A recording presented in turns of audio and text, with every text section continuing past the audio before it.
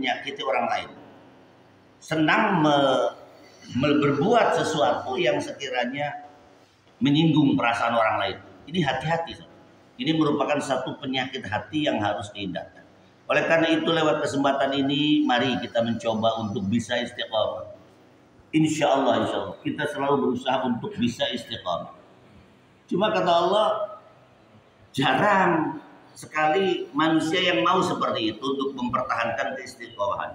Hanya orang-orang yang khosin, hanya orang-orang yang khusyuk, dan hanya orang-orang yang ikhlas saja yang bisa melakukan itu semua, hadirin. Nah, sesuai dengan apa yang saya sampaikan pada hari Jumat kemarin, bahwa janji Allah itu inna wa'dallahi haqq. Sesungguhnya janji Allah itu benar.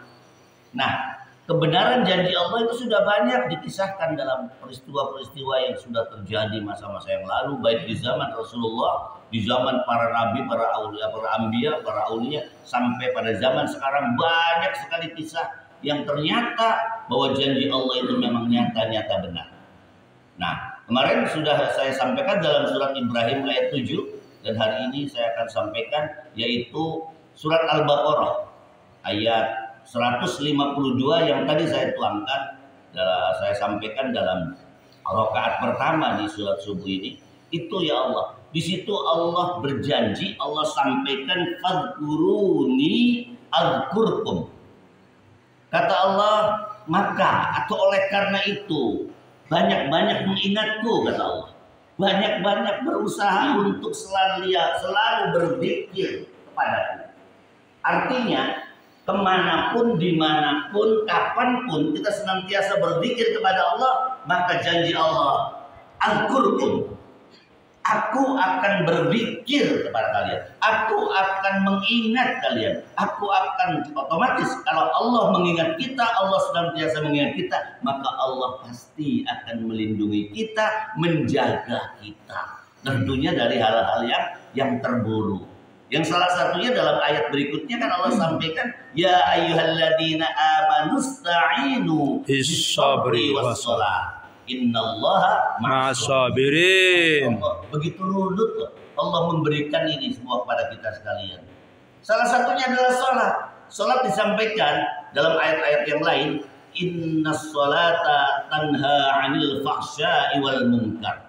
Sesungguhnya salat itu mampu mencegah kita dari perbuatan keji, dari perbuatan keji wal munkar, dan perbuatan munkar. Ini esensinya. Kalau kita betul-betul khusyuk di dalam menjalankan ibadah sholat, maka insya Allah Bapak Ibu sekalian, insya Allah sholat itu akan mampu mencegah kita dari perbuatan-perbuatan tadi, baik penyakit-penyakit yang senang sekali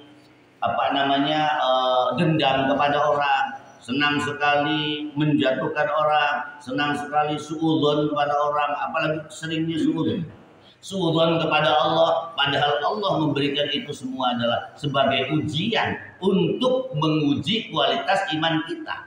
Apakah iman kita ini betul-betul akan naik atau malah justru hancur? Dengan ujian kita bisa saja kita malah tambah hancur.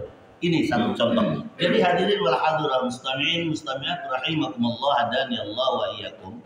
Jadi janji Allah yang kedua adalah banyak-banyak berzikir, banyak-banyak mengingat Allah, maka Allah jamin akan ingat kita semua. Ya salah satunya seperti tadi, setiap ada sholat kita zikir, itu untuk memudahkan kita. Kebiasaan-kebiasaan seperti ini Bapak Ibu sekalian akan menjadikan sesuatu yang biasa. Kita akhirnya terbiasa, bahkan kita akan merasakan kelezatan daripada berzikir itu. Karena demi Allah, Allah akan senantiasa mengingat kita.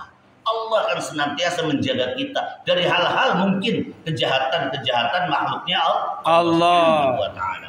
Itu memang berat rasanya untuk menjaga diri dari hal-hal seperti itu, makanya harus terbiasa. Ini salah satu contoh bagaimana kita harus bisa menjaga diri kita. Ini sedikit saja saya sampaikan. Ini salah satu contoh ya. Jadi ada kisah Rasulullah Shallallahu Alaihi Wasallam. Ketika itu didatangi oleh para sahabat-sahabat Rasul. Mereka menyampaikan, ya Rasulullah, kami merasa ingin sekali curhat kepada engkau. Kenapa ya? Kan pahalanya orang bersedekah itu begitu besar, begitu indah, begitu menyenangkan. Baik itu secara materi, dia akan ditambah lagi sampai berlipat-lipat kali, yaitu sampai bahkan 700 kali lipat. Dari orang yang punten sedekah 1.000 itu bisa menjadi 700.000. Masya Allah. Orang yang sedekah 1.000.000 menjadi 700 juta, berlipat-lipat ganda. Ini ya, itu bagi orang yang kaya, bagi orang yang punten deh, bagi orang yang agnia, orang-orang yang kaya, yang sangat dermawan, dia begitu mudahnya. Kenapa? Karena tahu begitu besarnya pahala sedekah, makanya dia begitu enak. Tapi bagi kita, ya Allah, ya Rasulullah, ini bagaimana? Kita orang yang papa, kita orang yang tidak punya apa-apa, tetapi kepingin sekali pahalanya sama seperti mereka, orang-orang yang kaya, tetapi ahli ibadah dan juga termasuk orang yang ahli sedekah. Ya mereka sulit sekali untuk kita tandingi, kata para sahabat-sahabat Rasul ini. Hadirin wal hadirah, akhirnya Nabi memberikan amalan, memberikan statement, pernyataan yang begitu indah. Sambil senyum, Rasulullah sampaikan, ya ashabi, ya sahabat-sahabatku, engkau bisa melebihi kemuliaan daripada mereka para ahlinya, para ahli ibadah, para ahli sedekah, para dermawan, jika engkau itu mampu melaksanakan salah satunya adalah zikir ba'da sholat dengan ucapan 33 kali subhanallah, 33